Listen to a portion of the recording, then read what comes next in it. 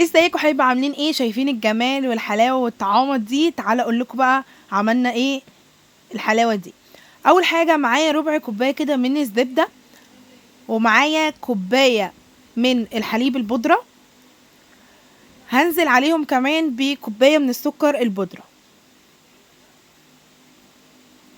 نيجي هنا برضو هنزل بربع كوبايه من الميه السخنه. ودلوقتي هنضرب كل الكلام ده كده مع بعضه بالهاند بلندر او في الخلاط او في الكبه اللي موجود عندك، ونضرب الكلام ده كله. وعملنا الحليب المكثف، طلبتوه مني كتير، عملته معاك اهو، وطلع جميل وتقيل زي اللي بنجيبه من بره واحسن كمان. بس الاحسن ان انت تعمليه في البيت. بصوا تقيل، وكل ما بتسيبيه يبرد بتلاقيه بيتقل اكتر. بجد تحفه بجد. الحليب المكثف في البيت جميل جدا وباسهل طريقه، 4 مكونات بس. نيجي هنا معايا نص كيلو من الجوز الهند. جوز الهند انا جايباه جوز هند ناعم مش خشن، اهم حاجه الجوز الهند يكون ناعم. هنزل عليه بقى بالحليب المكثف اللي انا عملته معاكم، هنزل بيه دلوقتي وابتدي اقلب زي ما انتم شايفين كده بالمعلقه او بايدك. هنبتدي كده نقلب زي ما انتم شايفين كده. بعد ما قلبت بقى هبتدي دلوقتي اوريكم بقى شكلها لما بيتماسك.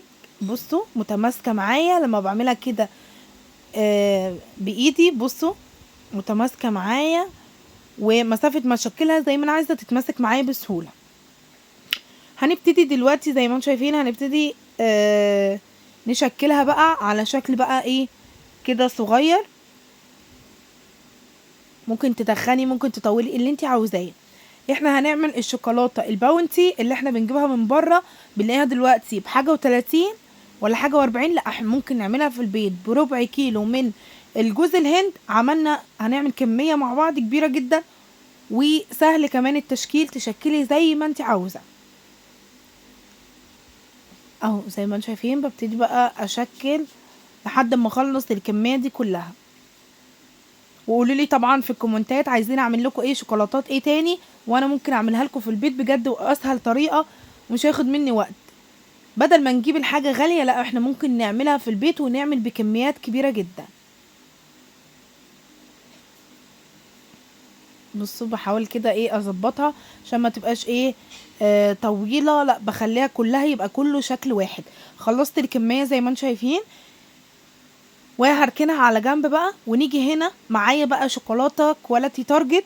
انا طبعا بجيبها من عند اي مستلزمات حلواني، هتلاقي عنده الشوكولاته كواليتي تارجت جميله جدا وممتازه، وعن تجربه جربتها كتير جدا، والشوكولاته بجد ممتازه جدا.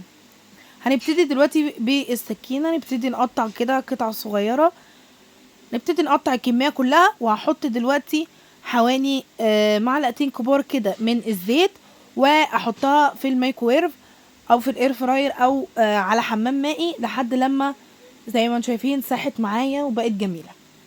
نيجي هنا دلوقتي زي ما انتم شايفين هبتدي دلوقتي غطسها بقى الشوكولاته من الجوز الهندي شوكولاته زي ما انتم شايفين. وهنا حاطه كيس سندوتشات عشان ايه تتصفى منها الشوكولاته خالص.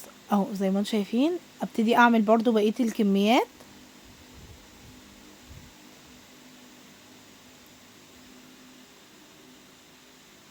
نبتدي بقى اعمل بقيه الكميه برضو، هنغطسها كده في الشوكولاته واصفيها. طبعا معايا شوكتين بقلبها على الناحيه التانية تبقى كلها متغرقه بالشوكولاته، وبصفيها زي ما انتم شايفين كده. هي كده كده اصلا بتنزل الزيادات بتاعه الشوكولاته، بتنزل طبعا الزيادات.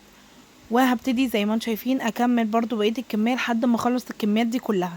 طريقه سهله وبسيطه وما خدتش مني وقت، عملتها بسرعه. ولو عندك ضيوف او تعمليها لاولادك هم رايحين المدرسه تحطها لهم في اللانش بوكس، بجد هيعجبوها.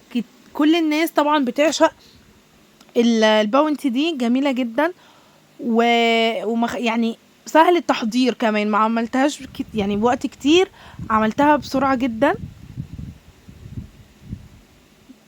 وبجد ممتازه. يلا ما تنسوش بقى تعملوا اشتراك واعملوا لايك، وقولوا لي في الكومنتات هعمل لكم ايه في البيت.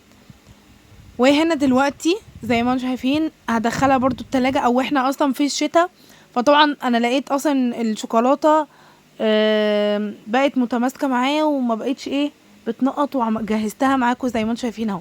بجد طعمها جميل جدا، وزيها زي اللي بجيبها من بره بالظبط اهو. حطيت لكم طبعا الشوكولاته الباونتي اهي، هي نفس الطريقه ما اختلفتش.